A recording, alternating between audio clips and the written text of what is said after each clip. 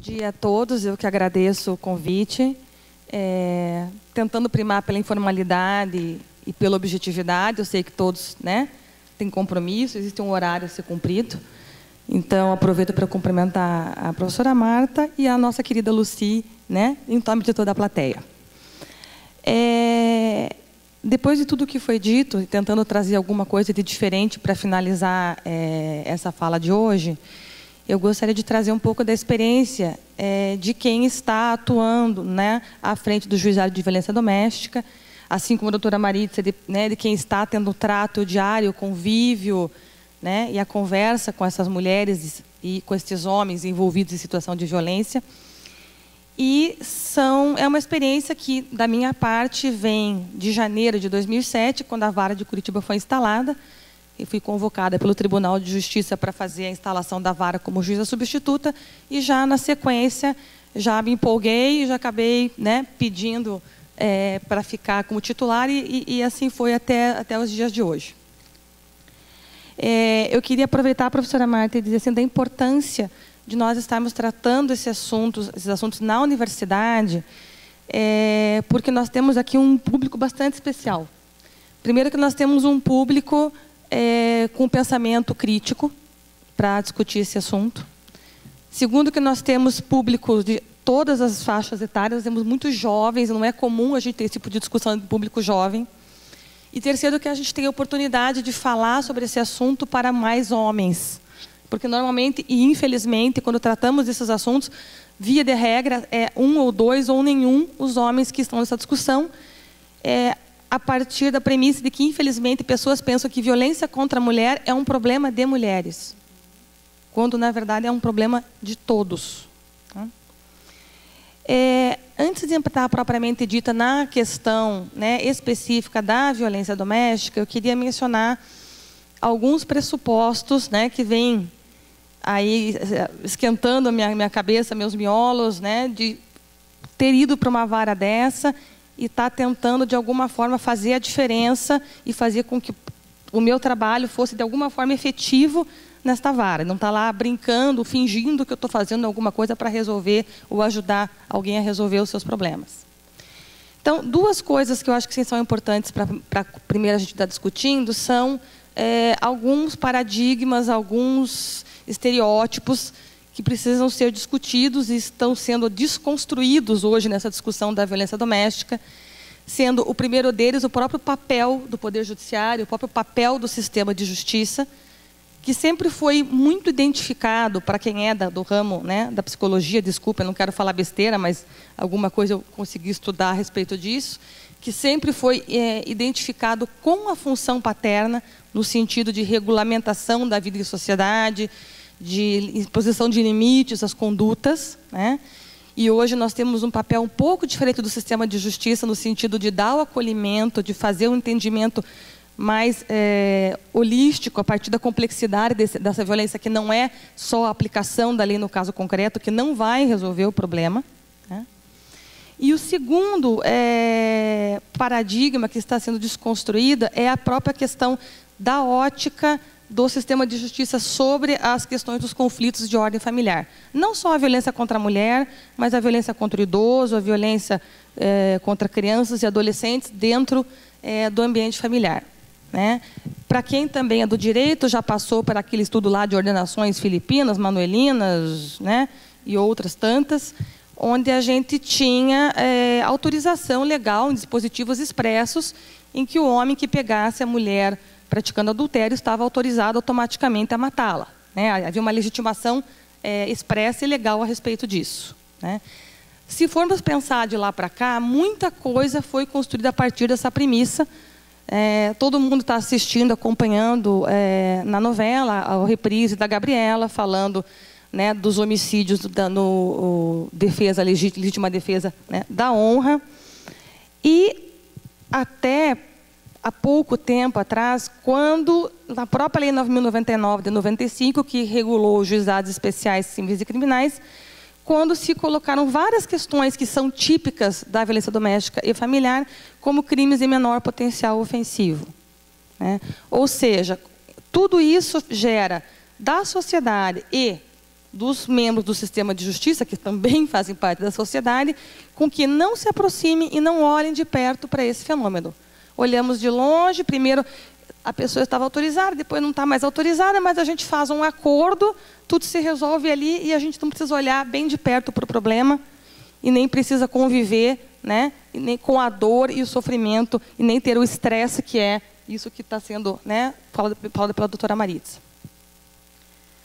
Bom, passada essa questão desses paradigmas, nós temos hoje alguns problemas. Eu quis trazer isso em razão do tema que motivou esse encontro, que é da responsabilidade social, que é a questão da própria construção do Estado brasileiro, que é extremamente paternalista, no sentido de resolver todos os conflitos do seu cidadão de toda e qualquer ordem, né?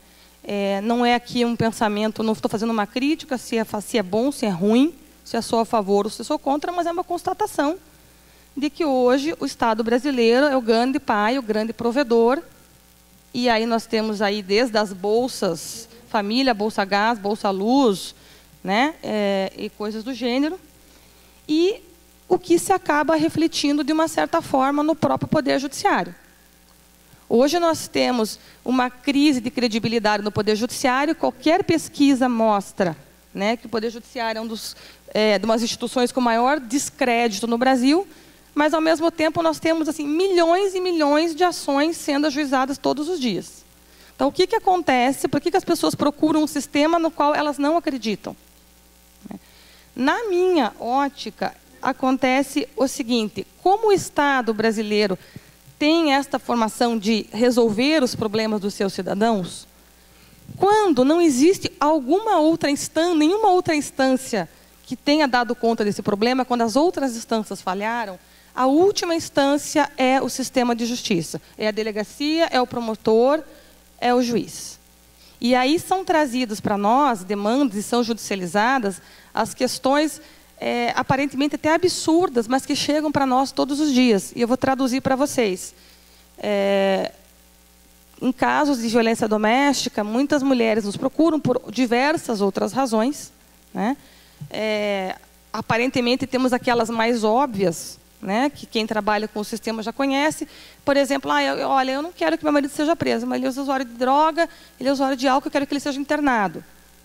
Internamento para dependência química é um problema de saúde, não é um problema do judiciário. Mas essa mulher não conseguiu esse acesso, né? Então, ou às vezes esse indivíduo não quer procurar, então o socorro é o judiciário, né? E nós temos outras demandas que chegam para nós, e são coisas reais, eu não estou inventando história, como para vocês, dizer para vocês o seguinte: já teve mulheres que disseram, não, eu não quero que ele seja preso, eu não quero que ele seja responsabilizado. O problema é que ele tem vários amantes e eu quero que a senhora faça ele parar de ter amantes. Acontece isso, gente, é verdade, né? Ou então, uma situação que aconteceu logo no início do juizado, quando se espalhou em Curitiba de que mulheres que tivessem boletins de ocorrência versando sobre violência doméstica teriam garantido uma casa na Coab. E quanto mais boletins de ocorrência fizessem, mais fácil de conseguir uma casa. Tá? Então, assim, tudo isso são coisas complicadas para nós lidarmos, né? Na medida em que hoje o Poder Judiciário e todo o sistema de justiça está sendo chamado a responder por uma série de responsabilidades que originariamente não seriam nossas, né? De outro lado, eu pergunto a vocês, como é que eu vou chegar para essa mulher e dizer assim, olha, internamento é um problema do hospital, da unidade de saúde, isso não é problema meu, até logo.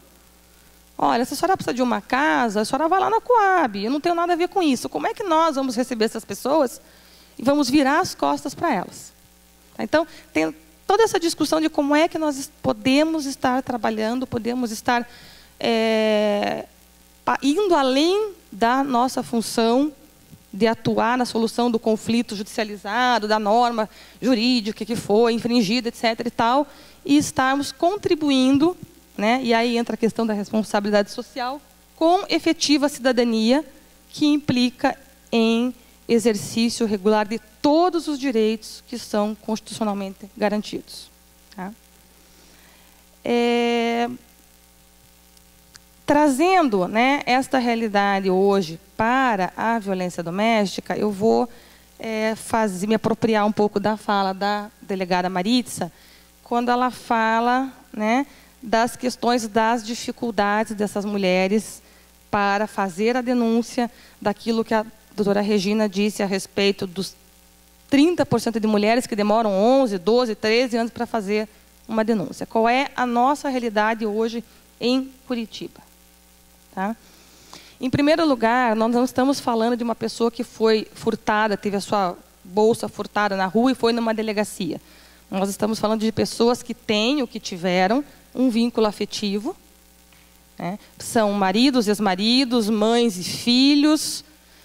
Se não é o marido atual, é o pai dos filhos. Isso torna a coisa completamente diferente do que qualquer outra realidade de vara criminal que nós temos no nosso país. Tá? Ela vem, normalmente, esta mulher, com o relato de um fato que se enquadra lá como fato típico no nosso Código Penal, mas ela traz para nós uma série de outros conflitos subjacentes, ocultos, que muitas vezes nem para ela estão claros, né, quais são. Existe esse medo da mulher desistir, existe a questão financeira, mas na minha ótica também, estou dizendo da minha experiência, não estou dizendo que essa é a realidade ou que seja uma verdade absoluta, nós temos uma coisa um pouco mais profunda que nós temos observado lá no Juizado de Violência Doméstica. Infelizmente, todas nós mulheres, com raríssimas exceções, fomos criadas brincando de boneca, né, ouvindo desde criança histórias de príncipe encantado, né?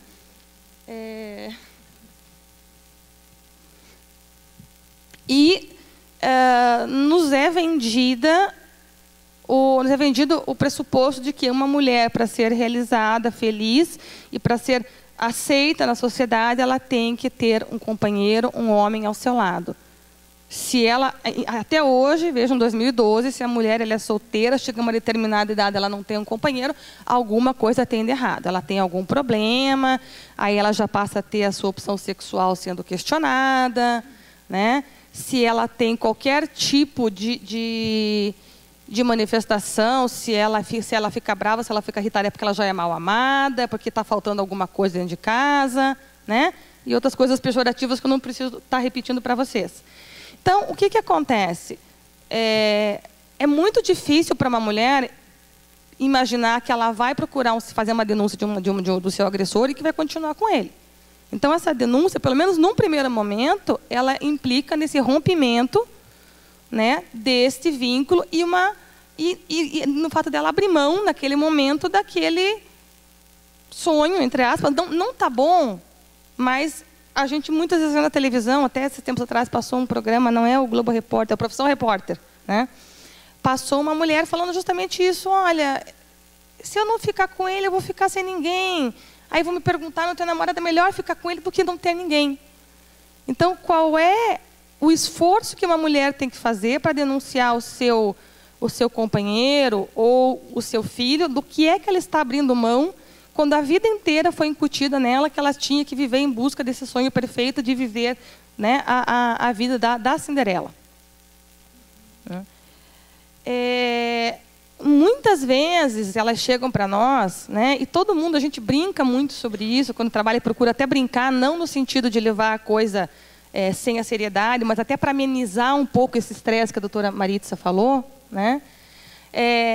Quando a gente ouve a fala dessas mulheres, elas chegam tanto para a delegada, para o juiz, chega principalmente para o policial militar, que está atendendo lá o chamado no 190, e diz assim: não, eu não quero que faça nada, eu quero que a senhora dê um susto, né? E o pessoal brinca muito com essa história do susto, mas poucas pessoas se dão ao trabalho de fazer uma leitura mais aprofundada do que significa esta fala desta mulher. O que ela está querendo dizer quando ela está pedindo esse susto? A primeira reação, seja do policial militar que está lá atendendo, seja do delegado, seja do juiz, seja do promotor, é dizer: poxa, eu estou aqui cheio de coisa para fazer, cheio de problemas reais, e me vem essa mulher me falar de susto. O que acontece? Via de regra, eu não vou dizer para vocês que é 100%, mas a grande maioria dos casos que nós atendemos, já passado aquele momento inicial do dia da denúncia que ela vai na delegacia, o que ela quer, via de regra, é recompor aquele relacionamento afetivo sem a violência. Então, qual é o objetivo dela procurar o sistema? É eliminar o fator, seja ele a bebida, seja o álcool, seja a agressividade por N, né, razões, para que aquele contrato, né, feito no início do relacionamento seja repactuado com a ajuda de uma autoridade. Se ela não está dando conta, dentro do relacionamento dela, de conversar com esse agressor, eliminar aquilo que não está bom para ela numa relação, o que ela vai fazer? Ela vai pedir ajuda. Existe uma autoridade, um delegado, um juiz, um promotor, um policial militar, que vai se colocar como alguém forte para dar peso àquela reivindicação dela, para que aquela relação afetiva seja restabelecido nos moldes da relação príncipe-princesa. E o sapo volta a virar príncipe. Né? Então, isso é uma grande preocupação nossa, quando a gente conversa com juízes, promotores, delegados, advogados que não estão afetos a esse trabalho. Né? Até a gente teve uma reunião lá no Tribunal de Justiça, onde nós estávamos tratando sobre essa questão da campanha, compromisso e atitude, que é justamente voltada para esses juízes, promotores e delegados. E a reação foi, não, mas nós temos que trabalhar com a vítima, porque ela tem que parar de desistir. Eu falei, você já parou para pensar por que ela está desistindo? Ah, a culpa é dela. Eu falei, não. Você já parou, você sabe por que ela desiste? Não. Eu falei, então é com você o negócio, não é com a mulher. Né? A coisa é conosco. A nossa primeira casa a ser arrumada é a nossa própria. Tá? Nesse contexto hoje, do que nós trabalhamos aqui em Curitiba, né, quais são hoje as nossas principais dificuldades e que por isso, e que geram, né, digamos que se relacionam com esse tema de responsabilidade e participação social. Né?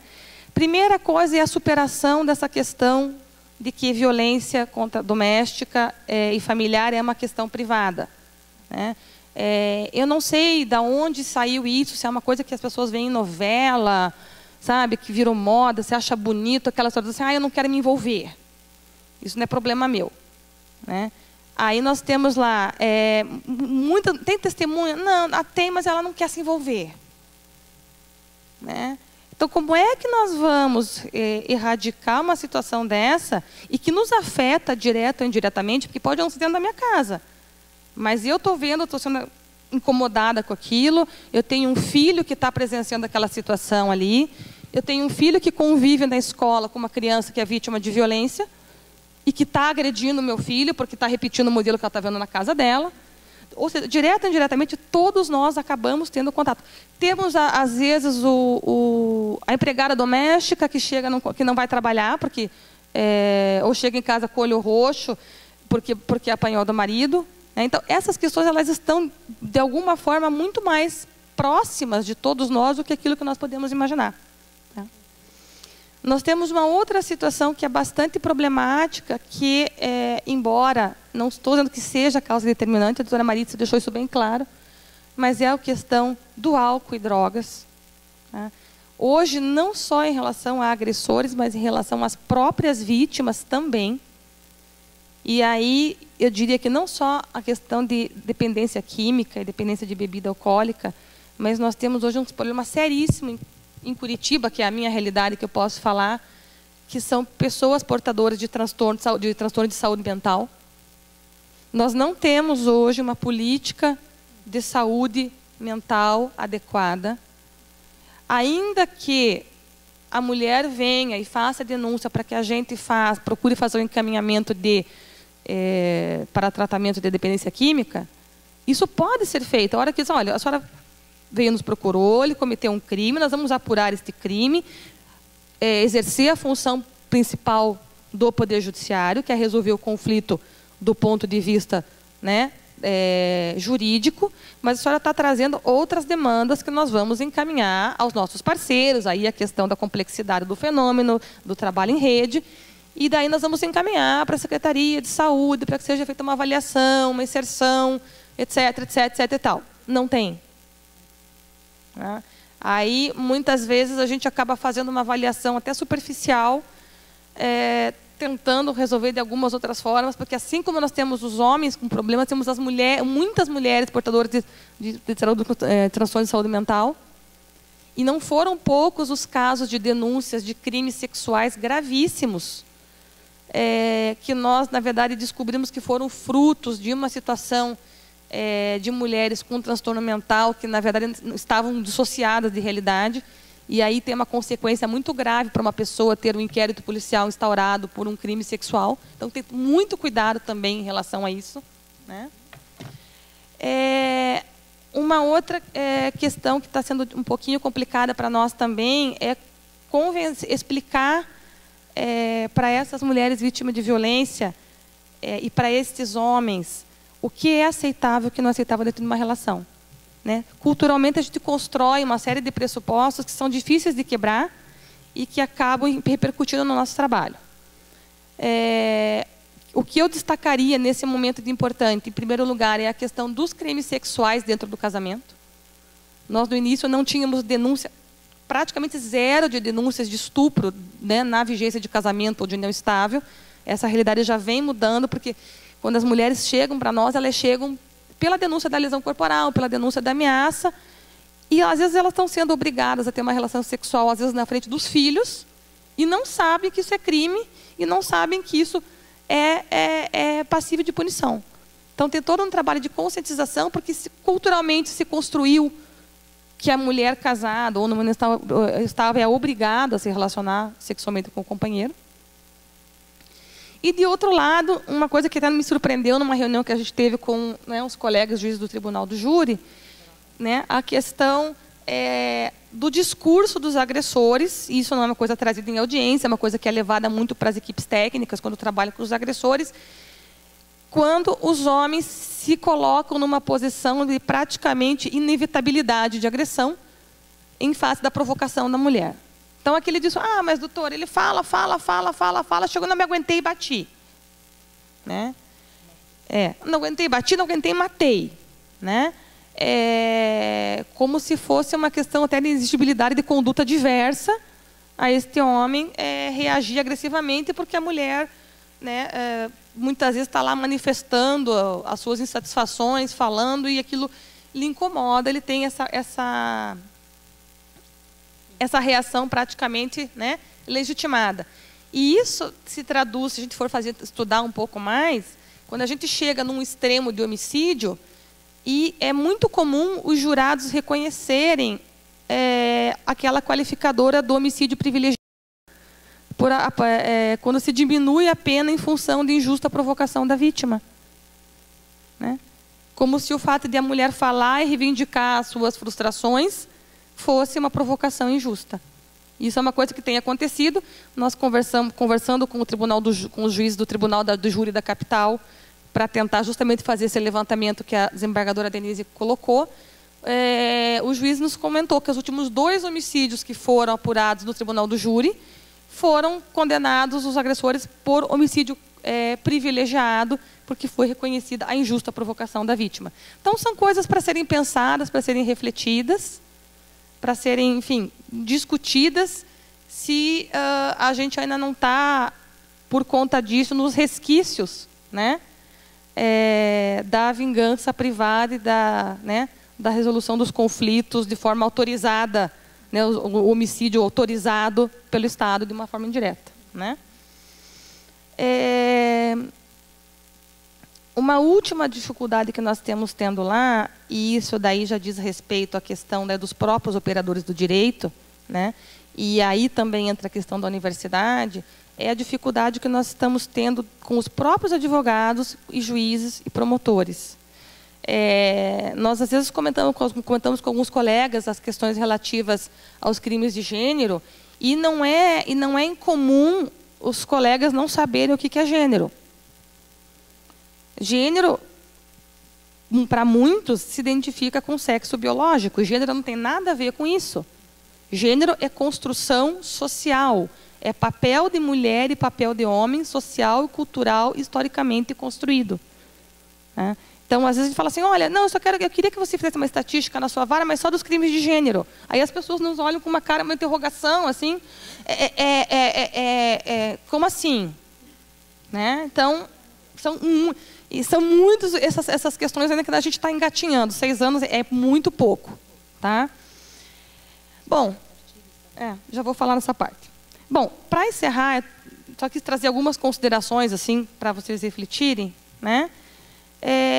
Eu gostaria de voltar ao tema e ao motivo que nos trouxe aqui, que é a questão da responsabilidade social.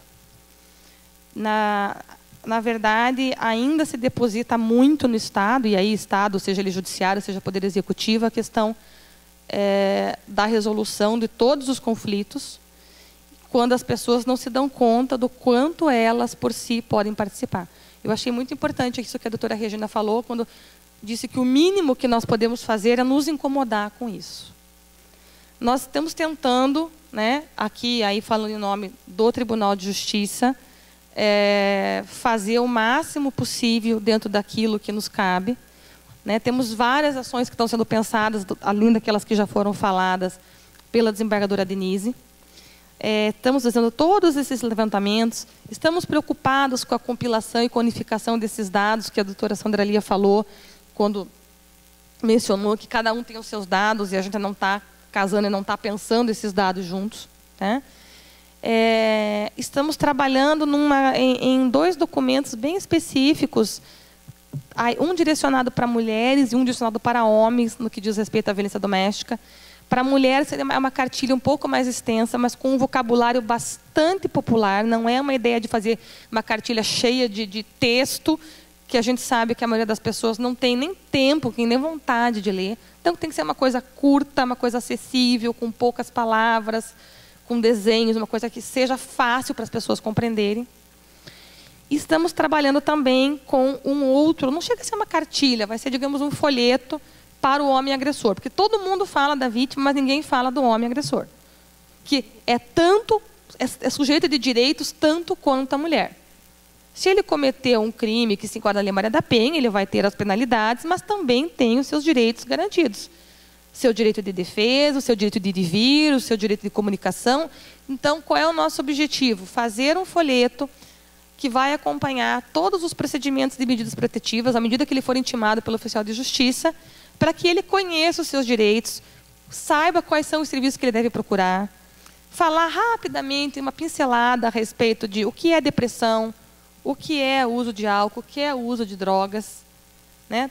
Tentar trazer esse homem também, não só para o sistema de justiça, para que ele seja responsabilizado, seja penalizado, mas para que ele possa, nessa passagem pelo sistema de justiça, ser chamado para uma reflexão a respeito do que levou ele a agredir essa esposa, ou o filho, ou a irmã, ou quem quer que seja. Tá? Eu gostaria de encerrar com uma frase que eu estava lendo ontem, da Maria Teresa de Calcutá, que eu acho que reflete exatamente isso, tudo que nós falamos aqui, a respeito do quanto cada um pode fazer dentro do seu universo, dentro do seu poder maior ou menor, que diz o seguinte: por vezes sentimos que aquilo que fazemos não é senão uma gota de água no mar, mas o mar seria menor se lhe faltasse uma gota. Obrigada.